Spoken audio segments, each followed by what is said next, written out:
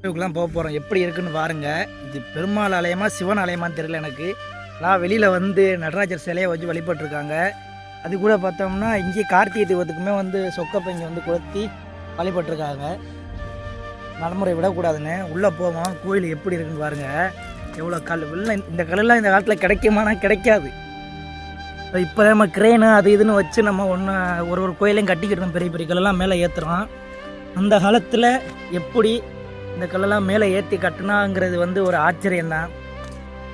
மிகப்பெரிய ஆச்சரியம். தஞ்சாவூர் கோயில் எப்படி கட்டினாரே நம்ம இப்போ முடிச்சுக்கிட்டு இருக்கோம். அதே மாதிரி தான் இவ்வளோ கல், ஒரே கல் அம்புடிஞ்சாருங்க. இது ஃபுல்லாக ஒரே கல். இந்த ஒரு சிமெண்ட்டுமே இல்லாமல் ஒரு ஜாயிண்ட்டை வந்து எப்படி அழகாக வச்சுருக்கான்னு பாருங்கள். சிமெண்ட்டே வைக்காமல் ஜாயிண்டில் அப்படி நிற்கிது. உள்ளே வரும், இன்னும் போவோம். இங்கிட்டலாம் மண்டபங்கள்லாம் இருக்குது. கொஞ்சம் மண்டபம் சாஞ்சபடியும் இருக்குது.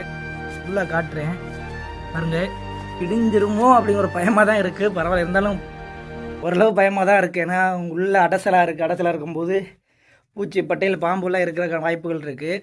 மண்டபத்தை பாருங்கள் எவ்வளோ அழகாக இருக்குன்னு. உள்ளே போய் பார்ப்பேன் என்ன தெய்வம் இருக்குன்னு. கண்ணுக்கு பார்க்க பெருமாள் பாரு தெரியுது பாருங்க. பெருமாள் தான், பெருமாளே தான். நான் சயன குளத்தில் இல்லாமல் நின்ற குளத்துலையும் இல்லாமல் உட்கார்ந்த நிலைமையில் இருந்திருக்காரு. இங்கே ஸ்ரீதேவி பூதேவி வந்து தலைகள் இல்லை, சிலைகளுமே வந்து உடஞ்சிருக்கு. இந்த இடம் வந்து ராமநாதபுரம் மாவட்டம் ஆனந்தூர் பக்கத்தில் கோயந்தமங்கலம் போகிற வழியில் இடதுபுறம் வந்து இருக்குது. கோயந்தமங்கலம் போகிறல சாலை இருந்து பார்த்தோம்னா இந்த கோயில் வந்து தெரியும்.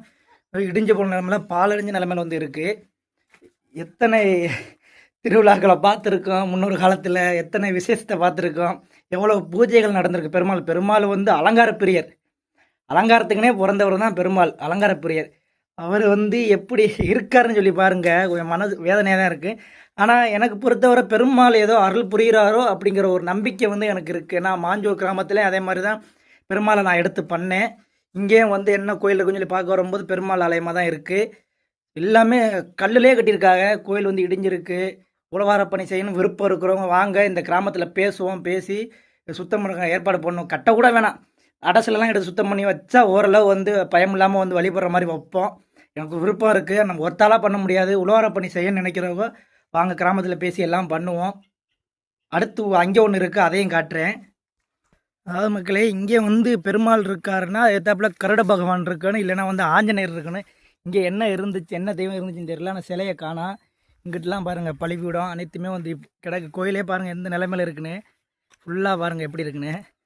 மறக்காமல் நான் வச்சா ஃபாலோ பண்ணுங்க. இது போன்ற ஆலயத்தை வந்து தேடி கண்டுபிடிச்சி ஒரு வீடியோ நான் காட்டுறேன். மறக்காமல் நான் வச்சா ஃபாலோ பண்ணுங்க. நன்றி.